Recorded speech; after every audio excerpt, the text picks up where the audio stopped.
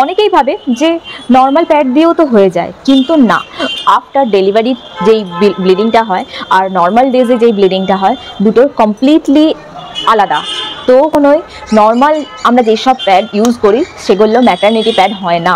যদি হতো তাহলে ম্যাটারনিটি প্যাড বলে কোনো কিছু তৈরি হতো না, তাই না? ওই সময় ফ্লোটা প্রচুর বেশি থাকে।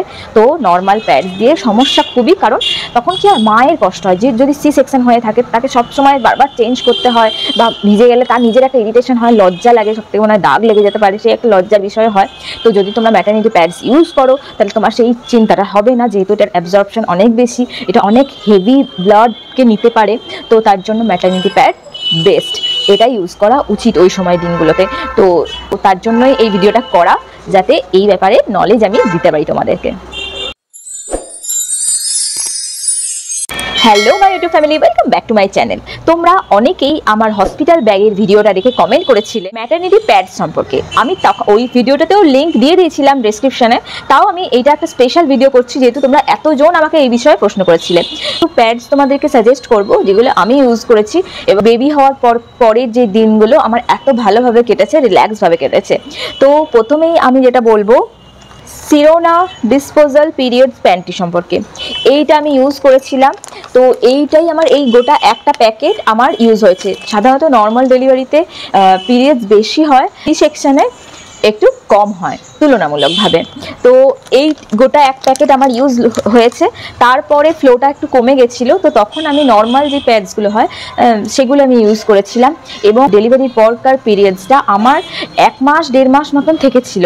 তো লাস্টের দিকে কি হয়, ফ্লোটা খুব কম হয় কিন্তু ফ্লো থাকে। তো তার জন্য প্যান্টি লাইনারগুলো আমি ইউজ করেছিলাম। এগুলো অনেকগুলো প্যাকেটে থাকে, 40 পিস থাকে। এটা আমার সেকেন্ড পারচেজ, আমার প্রথমটা একদমই শেষ হয়ে গেছে এবং সেকেন্ডটাতে এই অল্প কটা আছে। তো এইটাও খুব হেল্প করেছে আমাকে। এই পিরিয়ড প্যান্টি লাইনারটাও তোমরা কিনে রাখতে পারো, সত্যি বলতে খুব কাজে দেবে। লাস্টের দিনগুলোতে কি হয়, একটা গোটা যদি নর্মাল কটন প্যাডসগুলো যদি তোমরা ইউজ করো সেটাও তোমাদের খুব গায়ে লাগবে, মনে হবে যে এত তাড়াতাড়ি ওটাকে ডিসপোজাল করে দিতে হচ্ছে, যেহেতু বেশিক্ষণ যে কোনো প্যাডই তোমরা 3 থেকে 4 ঘন্টার বেশি ইউজ করতে পারো না, সেটা ইউজ করাটা খারাপ, ইনফেকশন হয়ে যাওয়ার সম্ভাবনা থাকে। তো তখন নিজেরই খুব খারাপ লাগে। তো তার জন্য এই প্যান্টি লাইনারগুলো বেস্ট। আর আরেকটা আমি বলবো তোমাদেরকে, এই new mom maternity sanitary pads, এইটাও খুব ভালো। এইটার সাথে আরেকটা জিনিস খুব ভালো পাওয়া যায়, এটা হচ্ছে ডিসপোজাল প্যান্টিস। তো এই জিনিসগুলো কি হয়, তোমরা যখন আমাদের ডেলিভারির পর ওই প্যান্টগুলো ইউজ করতে একটু নিজেদেরই কেমন লাগে, যেহেতু ফ্লোটা তখন খুব বেশি থাকে। তো তোমরা যদি এই ডিসপোজাল প্যান্টিসগুলো ইউজ করো, তো তোমরা এটা ব্যবহারের পর এটা ফেলে দিতে পারো বা রিইউজ করা যেতে পারে। এই জিনিসটা ঠিক এরকম হয়, আমি দেখাচ্ছি তোমাদেরকে। এই যে এইরকম জিনিসটা হচ্ছে। তো এইটা তোমরা ব্যবহারের পর এটা ফেলেও দিতে পারো বা ওয়াশ করে আবার রেখে সেকেন্ডবার ইউজ করতে পারো, যেমন ইচ্ছা।